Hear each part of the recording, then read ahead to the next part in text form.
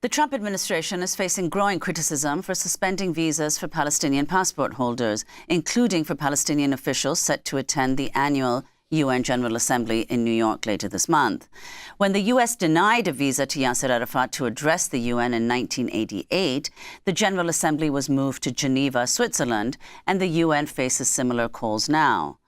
This comes as Belgium says it will recognize a Palestinian state at the UN General Assembly this month, along with France, Britain, Canada, and Australia. Belgium also plans to impose 12 sanctions on Israel, which include a ban on all products from illegal settlements in the West Bank and a review of public procurement policies with Israeli companies. For more, we go to Niagara Falls, where we're joined by Craig Mokhiber, international human rights lawyer, formerly served as the director of the New York office of the United Nations High Commissioner for Human Rights, where he worked for more than 3 decades as a human rights official. He resigned in October 2023 over the UN's failure, he said, to adequately address large-scale atrocities in Palestine and Israel. His new piece for Mondo Weiss is headlined, "How the UN Could Act Today to Stop the Genocide in Palestine." Craig, welcome back to Democracy Now! Let's begin with this denial of any visas for Palestinian passport holders. Talk about who the Palestine delegation is and what it means as Western state after Western state, joining more than 100 others, will recognize a Palestinian state, but the Palestinian officials at the UN will not be allowed to be there. Does this threaten the whole notion of what it means to have a United Nations? Well, Amy, thanks for having me. I mean, first, I have to say that this trend of the denial of visas for Palestinians is just the latest step in what has been an expanding U.S. government trend of effectively importing the racist ideology of the Israeli regime into the laws and policies of the United States. This particular Trump and Rubio policy has been rolled out in 3 phases. First, barring visas for Palestinians from Gaza, including children horribly wounded by Israeli attacks who are seeking medical treatment in the U.S. That already an incredible act of cruelty. And then, of course, it later announced that it was barring visas essentially for all Palestinians by denying visas to Palestinian passport holders, whether they're from Gaza or the West Bank or any country in the diaspora. And now, as you say, it is announced that it will deny visas to the Palestinian delegation to the United Nations, including the Palestinian President Mahmoud Abbas and 80 Palestinian delegates who are supposed to be participating in the General Assembly in September. I have to say first, this is a direct breach of the legal obligations of the U.S. under a binding UN headquarters agreement and under the Convention on the Privileges and Immunities of the United Nations. So it's indicative not only of the lawlessness of the Trump administration, but it's also an indication of the unprecedented degree to which the U.S. government has handed the levers of its foreign policy over to the Israeli regime. And the result has been further isolation of the U.S. on the global stage. And it is not lost to anyone who follows the United Nations that the U.S. is barring the Palestinian delegation from attending the UN General Assembly precisely during a session that will have as its centerpiece the situation in Palestine, the genocide in Gaza, the recognition of Palestinian statehood, as you've said, by a number of new additional delegations, a conference on the 2-state solution, and very importantly, in advance of extraordinary action that's expected in the UN General Assembly, when the UN's 1-year deadline for Israeli compliance with the demands of the International Court of Justice and the UN General Assembly expires in September, and at which point the UN General Assembly is expected to adopt further measures to hold the Israeli regime accountable. It will not work. The U.S., as you say, has tried this before in 1988 by barring Yasser Arafat. The result of that was for the G8 to move to Geneva in an act of global solidarity that further isolated the U.S. At that time as well. It won't work this time as well.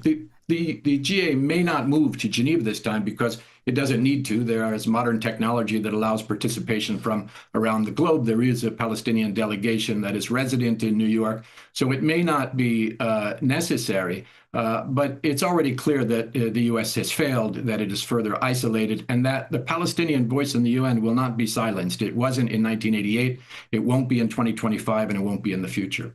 Well, Craig, you mentioned this. Let's talk about that, the options that are available to the UN General Assembly as we approach the 18th of September, the deadline that you mentioned, which is the expiration at the UN for Israel to comply with the International Court of Justice on ending the occupation and implementing provisional orders.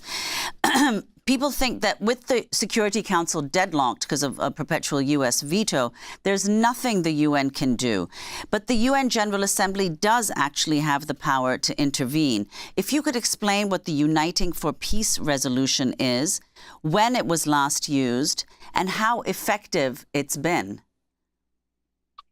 Yes, that's right. There is this mechanism in the United Nations General Assembly known as Uniting for Peace. It has been long on the books, adopted in 1950. It has been used many times, sometimes with very practical effect, other times just symbolically. But there is an opportunity now to use it to actually change the situation on the ground in Palestine, despite the U.S. veto in the Security Council. You know, far too many delegations have gotten into the habit of hiding behind the U.S. veto by throwing up their arms and saying, well, we tried, but the U.S. vetoed it. But Uniting for Peace allows the member states of the United Nations, 193 of them in the General Assembly, to circumvent the U.S. veto and to adopt concrete action, as it did, for example, in 1956, by mandating the UN emergency force to deploy to the Sinai in the middle of the Suez crisis against the wishes of two Security Council members, the United Kingdom and France, and against the wishes of Israel. It could do the same thing now in September by mandating a UN protection force for the people in Gaza and more broadly in Palestine that is specifically mandated to protect civilians, that is mandated to ensure the delivery of humanitarian aid, to preserve evidence of Israeli war crimes, and to begin the process of reconstruction, most importantly, to change the incentive structure for Israel and its co-conspirators in the genocide that's happening in Palestine. Other measures could be adopted in such a resolution. For example, denying the credentials of Israel in the UN General Assembly, as was done with apartheid South Africa, establishing a criminal tribunal to hold Israeli perpetrators to account, reactivating the anti-apartheid mechanisms to deal with Israeli apartheid. A whole range of measures that could be adopted that would have actual teeth and that could not be vetoed by the United States or any other state. And there is an indication from previous votes around Palestine that they would have the two-thirds majority that is necessary for adopting these measures in the General Assembly. Israel would have no legal right to refuse or to obstruct. And this is the final important point that I'll make on this one. Just last year, the International Court of Justice, the highest court in the world, found that Israel has no sovereignty in Gaza or the West Bank. It has no legitimacy, no authority, and no right or legal standing to either consent or to refuse the intervention of a force to protect the Palestinians. The state of Palestine has requested such a force. Palestinian civil society across the board has demanded such a force, and there's an opportunity here now for that to actually be created in September. Two quick questions. You know UN Secretary General Antonio Guterres very well. You were at the UN for more than 3 decades. Is it just him that's stopping this from moving forward? And how would a Palestinian state, the recognition by it of more and more countries, stop the assault on Gaza? Well, it's not the Secretary General. He has no real power here, although there's much more he could have done in the past 2 years of this genocide to use the visibility of his office, the influence of his office, to, first of all, call out the genocide by name, and also to call on states to take the kind of measures that we're discussing here today. These have always been on the table. They could have happened at any point during this genocide. But the beauty of the Uniting for Peace mechanism is that the Secretary General cannot block it. The Security Council cannot block it. The United States cannot block it. It only requires a 2/3 majority of the member states. There is a move underway to build that majority now, and the hope is that that will take place. Now, you ask what could obstruct it. A lot of things could obstruct it. The United States does not play fair in international diplomacy. One could expect that acting on behalf of Israel, it will use every carrot and stick, sticks in particular, threats against delegations, not just allies, but delegations with developing economies that rely upon foreign aid, although foreign aid has been effectively slashed. We just have 30 seconds, Craig. So the threats could derail this by the United States, but hopefully the world is ready to stand up and provide protection. Under the glare of publicity, every state will have to say they either do or do not support protection for a people undergoing genocide. And how would Palestinian statehood stop genocide? It will not. It is important, but most of the world has already recognized a Palestinian state. Some of these things, these distractions of recognition, of talking about two-state solution in the middle of a genocide that is burning across the land is not the kind of focus that we need. We need protection for the Palestinian people, and we need the beginning of their liberation, of their freedom. Thanks for watching Democracy Now! On YouTube. Subscribe to the channel and turn on notifications to make sure you never miss a video.